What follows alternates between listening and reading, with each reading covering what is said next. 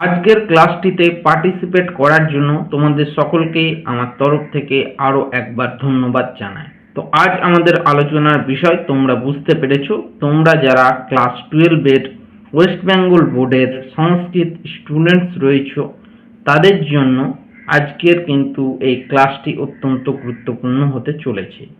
আজ আমাদের আলোচনার বিষয় ক্লাস 12-এর থার্ড সেমিস্টারের যে তোমাদের পৌরাণিক ও লৌকিক সংস্কৃত সাহিত্যের ইতিহাস রয়েছে, সেই সাহিত্যের ইতিহাসের মধ্যে আজ আমরা কিন্তু কালিদাসের যে আরেকটি নাটক রয়েছে বিক্রমবর্ষীয়, সেই বিক্রমবর্ষীয় নাটক সম্বন্ধে বিষয়বস্তু আলোচনা করব।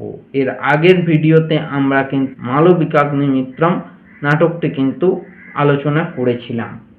যারা এখনো পর্যন্ত সেই ভিডিওটি দেখে উঠতে পারোনি তাদের জন্য আমি এন্ড স্ক্রিনে কিন্তু সেই ভিডিওটি দিয়ে দেবো, তোমরা সেখানে গিয়ে কিন্তু সেই ভিডিওটি দেখে নিতে পারো। তো মূল ভিডিওতে যাওয়ার আগে তোমাদের সকলের উদ্দেশ্যে আমার একটি রিকোয়েস্ট, ভিডিওগুলো দেখার পাশাপাশি তোমরা একটি শেয়ার করতে ভুলো না, এবং যারা অলরেডি আমাদের চ্যানেলটি সাবস্ক্রাইব করে রেখেছো তাদেরকে জানায় আরও একবার অসংখ্য ধন্যবাদ, এবং যারা এখনো পর্যন্ত আমাদের এই ছোট্ট চ্যানেলটিকে সাবস্ক্রাইব করে ওঠার সুযোগ পাওনি তারা অতি অবশ্যই সাবস্ক্রাইব বাটনটি প্রেস করে চ্যানেলটি পাশে থাকতে ভুলো না। সাবস্ক্রাইব করলে আমি একটু মোটিভেট হই, তোমরাও কিন্তু এই চ্যানেলের মাধ্যমে তোমাদের হেল্পফুল এবং এডুকেশন পারপাস ভিডিও বিনামূল্যে পেয়ে থাকো। তাহলে চলো দেরি না করে আমরা সরাসরি বিক্রমবর্ষীয়ম নাটকের দিকে এগিয়ে যাই। বিক্রমবর্ষীয়ম এটি কালিদাস রচিত একটি ত্রোটক জাতীয় রূপক, ঠিক আছে। উর্বশী পুররবার প্রণয় কাহিনী এই নাটকের মূল উপজীব্য বিষয়, মানে উর্বশী এবং পুররবার প্রেম কাহিনী কিন্তু এই নাটকের মূল বিষয়। ঋগ্বেদ, পুরাণ ও মহাভারতে উর্বশী পুররবার উপাখ্যান বর্ণিত হয়েছে। ঋগ্বেদ, পুরাণ এবং মহাভারতে উর্বশী এবং পুররবার কিন্তু উপাখ্যান বা কাহিনী বর্ণিত হয়েছে। কবি সেই পুরাতন কাহিনী তার নাট্য প্রতিভার জাদু স্পর্শে উপভোগ করে তুলেছেন। কেশী দানবের দ্বারা অপহৃতা লাবণ্য নির্ঝরিণী সুরসুন্দরী উর্বশীকে প্রতিষ্ঠান পুরাধিপতি পুররবা উদ্ধার করেন। বলছে কেশী দানবের দ্বারা অপহৃতা লাবণ্য নির্ঝরিণী সুরসুন্দরী উর্বশীকে কিন্তু প্রতিষ্ঠান পুরাধিপতি পুররবা কিন্তু উদ্ধার করেছিলেন। প্রথম দর্শনে উভয়ে পরস্পরের প্রতি অনুরক্ত হয়, মানে প্রথম দেখাতেই কিন্তু উভয়ের প্রতি অনুরক্ত হয়ে পড়েন। ইন্দ্রের আহ্বানে উর্বশীকে চলে যেতে হলো স্বর্গে। ইন্দ্র যেহেতু দেবরাজ ইন্দ্র দেবতাদের রাজা ছিলেন, তিনি উর্বশীকে কিন্তু স্বর্গে যাওয়ার জন্য নির্দেশ দিলেন, এবং সেই নির্দেশেই কিন্তু উর্বশীকে স্বর্গে চলে যেতে হলো। সেখানে লক্ষ্মী স্বয়ম্বর নাটকে লক্ষ্মীর ভূমিকায় অভিনয়কালে অনবধানবশত উর্বশীর মুখ দিয়ে পুরুষোত্তম নামের পরিবর্তে উচ্চারিত হলো পুররবার নাম। বলছে লক্ষ্মী স্বয়ম্বর নাটকে লক্ষ্মীর ভূমিকায় যখন উর্বশী অভিনয় করছিল সেই সময় কিন্তু অসাবধানবশত উর্বশীর মুখ দিয়ে পুরুষোত্তম নাটকের পরিবর্তে উচ্চারিত হলো। এটা অসাবধানবশত হবে, এটা একটু প্রিন্টিং মিস্টেক রয়েছে, ঠিক আছে। তো উর্বশীর মুখ দিয়ে কিন্তু পুরুষোত্তম নাটক কিন্তু পরিবর্তে, মানে পুরুষোত্তমের পরিবর্তে উচ্চারিত হয়েছিল পুররবার নাম। ফলে নাট্যাচার্য ভরতের অভিশাপে উর্বশী স্বর্গচ্যুতা হলেন। সেই সময় নাটকের আচার্য বা টিচার ছিলেন যার নাম হচ্ছে ভরত। ভরত কিন্তু উর্বশীকে অভিশাপ দিয়েছিলেন। সেই সময় উর্বশী কিন্তু স্বর্গ থেকে আবার মর্তে ফিরে গেলেন, মানে স্বর্গে তার কোনো ঠাঁই হলো না। শাপে বর হলো কিন্তু উর্বশীর।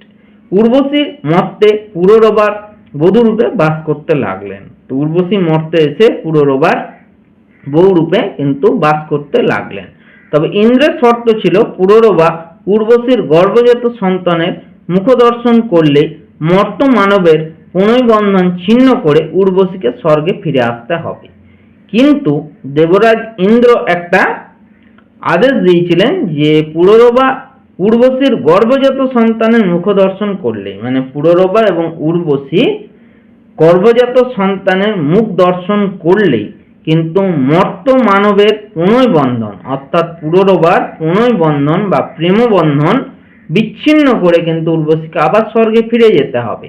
উর্বশী ও পুরুরবা দীর্ঘকাল সুখে অতিবাহিত করলেন। ইতিমধ্যে উর্বশী তার গর্ভজাত সন্তানকে গোপনে রেখে এসেছেন এক ঋষির আশ্রমে। গন্ধমাদন পর্বতে বিহারকালে একদিন পুরুরবার প্রতি ক্রোধবশত অভিমানিনী উর্বশী নিষিদ্ধ কুমার বনে প্রবেশ করে লতায় পরিণত হন। বলছে সেই উর্বশীর যখন সন্তান হলেন, সেই সন্তানকে কিন্তু লুকিয়ে তিনি এক ঋষির কাছে রেখে এলেন। ঠিক আছে, এবং গন্ধমাদন পর্বতে বিহারকালে অর্থাৎ ভ্রমণ করার সময় একদিন পুরুরবার প্রতি ক্রোধবশত পুরুরবার প্রতি অত্যন্ত রেগে গেছিলেন এবং অভিমানী হয়ে উর্বশী নিষিদ্ধ কুমার বনে প্রবেশ করে, মানে যে কুমার বনে সবাই প্রবেশ করে না, সেই কুমার বনে প্রবেশ করে কিন্তু উর্বশী লতায় পরিণত হন। উর্বশীর বিরহে প্রেম উন্মত্ত রাজা প্রিয়তমার অন্বেষণে বিলাপ করতে করতে এক দৈববাণী হয়। বলছে উর্বশীর বিরহ বেদনায় রাজা প্রেমের তাগিদে উন্মত্ত হয়ে অর্থাৎ পাগল হয়ে রাজা কিন্তু প্রিয়তমার অন্বেষণে অর্থাৎ খোঁজ করতে করতে, বিলাপ করতে করতে অর্থাৎ মানে দুঃখ প্রকাশ করতে করতে করছিলেন। এমন সময় কিন্তু দৈববাণী হয়েছিল, একটি বিশেষ লতাকে আলিঙ্গন করা মাত্রই সঙ্গমনীয় মুনির স্পর্শে লতাটি উর্বশী রূপ ধারণ করে। বলছে দৈববাণী হচ্ছে একটি বিশেষ লতাকে আলিঙ্গন করা মাত্রই সঙ্গমনীয় মুনির স্পর্শে লতাটি কিন্তু আবার পুনরায় উর্বশীর রূপ ধারণ করে। অনাবিল প্রণয় সুখ ও স্বর্গীয় উল্লাসের মধ্যে একদিন নেমে এলো চরম বিষাদ। বলছে অনাবিল প্রণয় সুখ এবং স্বর্গীয় উল্লাসের মধ্যেও কিন্তু একদিন নেমে এলো চরম দুঃখ। সঙ্গমনীয় মণি অপহরণ করে নিয়ে যাওয়ার সময় একটি পাখি বানবিদ্ধ অবস্থায় ভূপতিত হয়। বলছে সঙ্গমনীয় মণি চুরি করে নিয়ে যাওয়ার সময় একটি পাখি কিন্তু বানবিদ্ধ অবস্থায় মাটিতে পড়ে যায়। বানের ফলকে কিন্তু একটা কোটেশন লেখা ছিল, দেখো কি বলছে, উর্বশী সম্ভবস্যায় মৈল শীর্ণ ধনুর্মত কুমারস্যায়ুষ বান সংহর্তা দায়ুসাম। তা এইটার মিনিংটা কি বলছে আমি ভালোভাবে বুঝিয়ে দিচ্ছি। দেখো এই শ্লোকটির অর্থ হলো, তোমাদেরকে আগেই বললাম, তো আরো একবার ভালোভাবে বুঝিয়ে দিচ্ছি যে অভিশাপের ফলে কিন্তু একদিন উর্বশী কিন্তু কুমার বনে প্রবেশ করেছিলেন এবং একটি লতায় পরিণত হয়েছিলেন। সেই সময় কিন্তু উর্বশীর খোঁজে পুরুরবা কিন্তু সেই কুমার বনে এসে উপস্থিত হন এবং তিনি একটি লতাকে কিন্তু জড়িয়ে ধরেন এবং সেই লতাটি কিন্তু অ্যাকচুয়ালি ছিল হচ্ছে উর্বশী। তো সঙ্গমনীয় মণির স্পর্শে সেই লতাটি কিন্তু একসময় উর্বশীর রূপ ধারণ করে এবং আবার দুজনেরই কিন্তু সেই সঙ্গমনীয় মণির স্পর্শে কিন্তু উভয়েরই কিন্তু দুজনের কিন্তু মিলন ঘটে। এই লাইনটা কিন্তু এটাই বলা হয়েছে। তো আরেকটু আছে, দেখো কি বলা হচ্ছে, পরবর্তীতে এরপরে দেখো দেবাসুরের যুদ্ধে এবং দেব এবং অসুরদের সঙ্গে যে যুদ্ধ হয়েছিল তাতে ইন্দ্রের প্রধান সহায় হচ্ছে পুরুরবা, অর্থাৎ পুরুরবাকে কিন্তু ইন্দ্র ডেকে পাঠিয়েছিল স্বর্গে দেব অসুরদের যুদ্ধে কিন্তু হেল্প করার জন্য বা সহায়তা প্রদান করার জন্য। তো সেই সময় কিন্তু পুরুরবার জয়ের পুরস্কার স্বরূপ ইন্দ্রের এই অকৃপণ দাক্ষিণ্য, অর্থাৎ যেহেতু পুরুরবার হেল্প ইন্দ্রকে নিতে হয়েছিল তার জন্য কিন্তু পুরুরবাকে কিন্তু পুরস্কৃত করেছিলেন ইন্দ্র। তো কি পুরস্কার দিয়েছিলেন? তো পুরন্দরের আনুকূল্যে পুরুরবা তার প্রিয়তমার আজীবন সঙ্গ লাভে কৃতার্থ হলেন।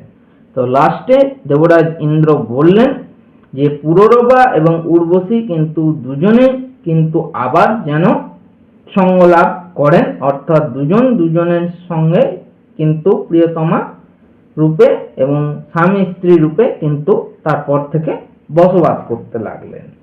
তো এখানে মহাকবি কালিদাসের সম্বন্ধে একটু বলা আছে, আমি একটু বুঝিয়ে দিচ্ছি। ঠিক আছে, যে নাট্য প্রতিভাটা কি বলা হচ্ছে একটু জেনে রাখা দরকার। উর্বশী পুরুরবার বিয়োগান্তক পুরবৃত্তকে কালিদাস তার এই নাটকে মিলন পর্যবসায়ী করে তুলেছেন, অর্থাৎ বিয়োগান্তক ভাবে ঘটছিল কিন্তু কালিদাস কিন্তু শেষে এটিকে মিলনান্তক নাটক রূপে বা মেলে ধরেছেন। উর্বশীর প্রতি ইন্দ্রের অনুগ্রহ, সঙ্গমনীয় মণির অবতারণা, যেগুলো মেন ঘটনা, প্রভৃতি ঘটনা নাট্যকারের কল্পনা প্রসূত, অর্থাৎ কল্পনা রূপেই কিন্তু নাটকে স্থান দেওয়া হয়েছে। ঋগ্বেদ পুরাণ আদিতে এই কাহিনী কিন্তু অনুপস্থিত।